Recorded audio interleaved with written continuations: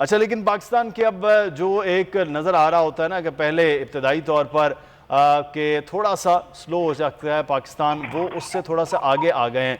अच्छा, इस वक्त क्रिकेट एक्सपर्ट मोहम्मद उवैस भी हमारे साथ मौजूद हैं, उनसे भी बात करते हैं। एजाज़ हमारे साथ ही रहेगा।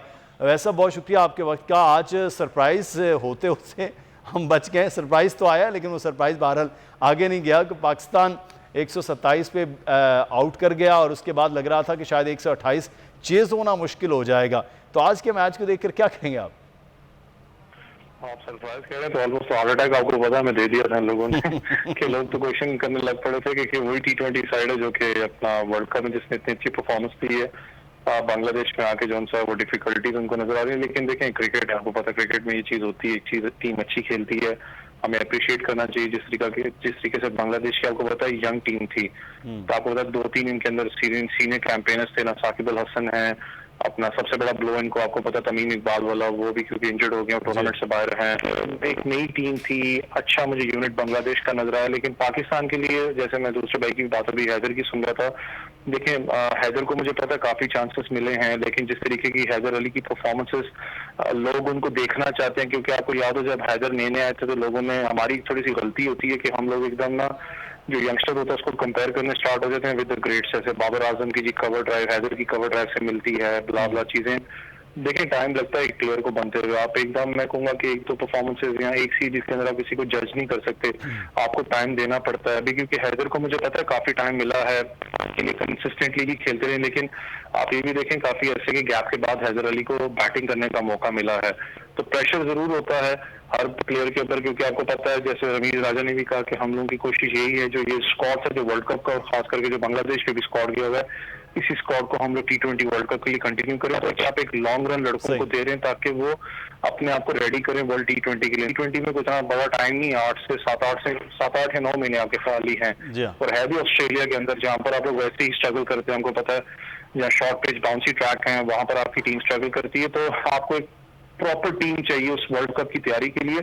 अच्छी बात है बंच ऑफ क्रिकेटर्स हैं, लेकिन वो चीज आपकी बिल्कुल ठीक थी कि देखें आज सीनियर कैंपेनर्स का ना होना जो मिडिल ऑर्डर के अंदर स्पेशली मैं कहूंगा, जैसे आपने हफीज भाई नहीं थे, शोएब मलिक जरूर थे। शोएब मलिक बड़ी गलत मैं कहता हूँ कि बॉल पे अपना जिस तरीके से रन आउट है सुस्ती का मजा है। तो एक चीज थोड़ा सा ना सोचने को वापस पाकिस्तान टीम को मिली है कि हाँ हमारी गलतियां ये हैं, हमें इस पे कैसे काबू पाना है, हमने कैसे अच्छा परफॉर्म करना है। क्योंकि बांग्लादेश आपको याद है ऑस्ट्रेलिया को इस अपने होम ग्राउंड पे हरा चुका है, तो अलार्मिंग सिचुएशन जरूर है पाकिस्तान के लिए, लेकिन दिल छोटा नहीं हमें करना चाहिए। इंशाल्लाह ताला आपको पता अगले मैचेस में मेरा ये ख्याल है कि सीनियर्स जूनियर्स टीम पूरी जो है वो अगले मैचेस को और ज़्यादा वो कीन होकर देखेगी।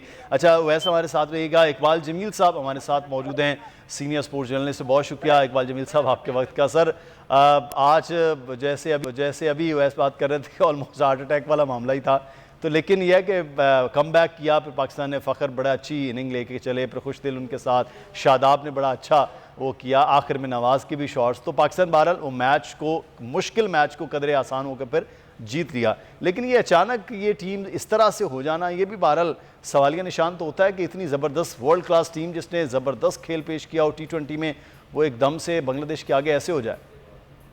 ये आ गया ना यार, बात दरअसल ये है भाई, सबसे बड़ी बात ये देखे कि बांग्लादेश के साथ इतनी लंबी इनिंग्स जानी नहीं चाहिए थी। इनिंग्स इसलिए नहीं जानी चाहिए थी कि पाकिस्तान अभी इतनी ज्यादा बड़ी परफॉर्मेंस दे के आया है, और मेरे ख्याल में पाकिस्तान ने जो 6 विकेट लूज किए ये भी नहीं करना चाहिए था, थोड़ी चेंजेस थी।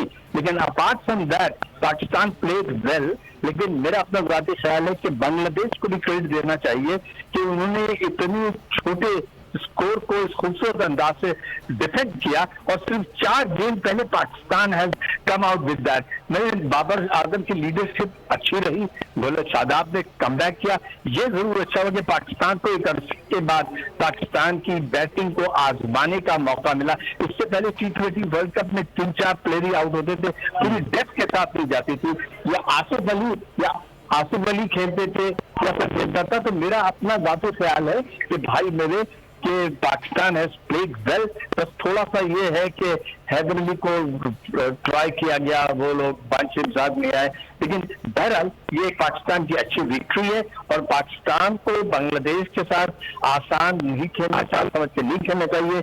अभी उन्होंने ऑस्ट्रेलिया को हरा के भेजा था, फिर उन्होंने न्यूजीलैंड को हरा के भेजा। जी हाँ। तो और वहां की विकेटें भी कमोबेश पाकिस्तान की तरह या इंडिया की तरह हुआ करती है। और थोड़ा सा बांग्लादेश की टीम के अंदर भी इस वक्त थोड़ी सी एक टर्बुलेंस नजर आ रही है। मुशफिकुर रहमान ने कहा है कि मुझे रेस्ट नहीं दिया गया है, मुझे ड्रॉप किया गया। आपको पता है वो उनके लीडिंग बैट्समैन है, वो कहते हैं कि मुझे ड्रॉप नहीं किया गया। तो इससे ये लगता है कि टीम के अंदर कॉम्बिनेशन का थोड़ा सा फुकदान है, टीम स्पिरिट का फुकदान है। पाकिस्तान ने वहीं से शुरू किया है जहां से पाकिस्तान ने वर्ल्ड कप में, और जाहिर सी बात है ऑस्ट्रेलिया के साथ सेमीफाइनल में हारे, लेकिन बहरहाल जीत उसी की होती है जो वो वक्त अब हिस्ट्री बन गई है। बांग्लादेश को इजी लेकिन नहीं खेलना चाहिए। मेरा अपना ज़ाती मशवरा ये है कि टीम की रीबिल्डिंग के एक चीज सब्सक्राइब करें और बेल दबाएं ताकि कोई खबर रह न जाए।